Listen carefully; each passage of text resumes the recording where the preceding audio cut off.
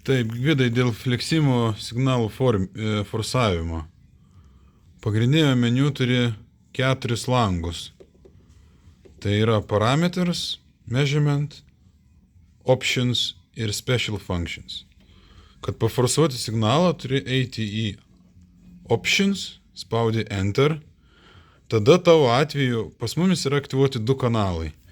Y, su kuriuo matuojame normalizuotą srautą, standard volumetric flow rate, ir yra A, su kuriuo mes išduosime sound speed.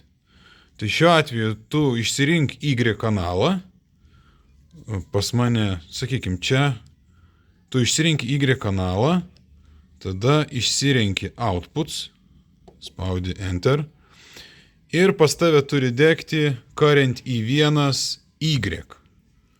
Paspausi enter. Šiuo atveju, kadangi man reikia pakeisti, tada tu paspausi enter. Pas mane netoks prietaisas, išsirinksi.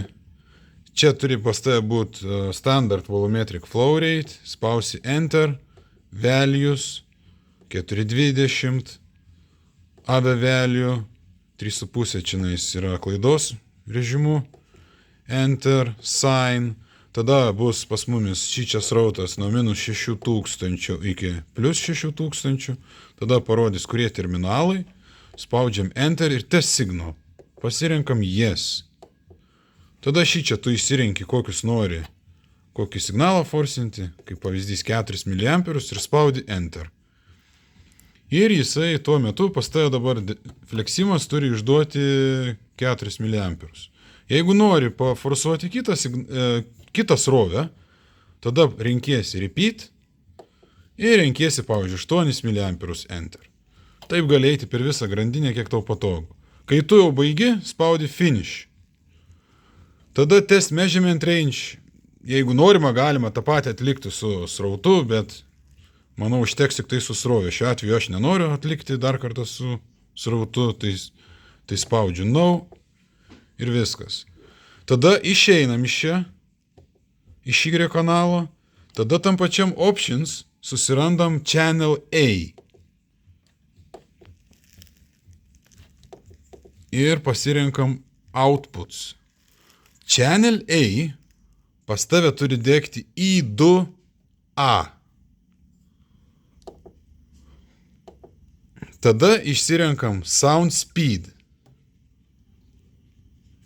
Neįsirenkam, pas tavęs jau bus parinktas. Tai tiesiog sound speedas, vėl sound speedas, values, 420, viskas tas pats, identiškai, terminalai P2 plus P2 minus, šiuo atveju atitinkamai, ir test signal yes, protestuojam, koks mums patinka, signalas, norim pakartojam, pavyzdžiui, 15, čia test measurement range.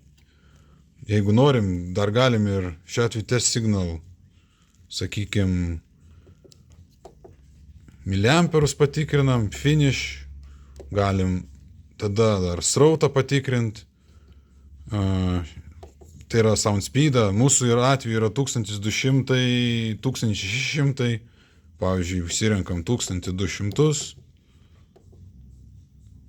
čia mano atveju šito nėra. Test measurement range nereikia. No. Всё, viskas. Tada vėl grįžti atgal ir kanalai patikrinti.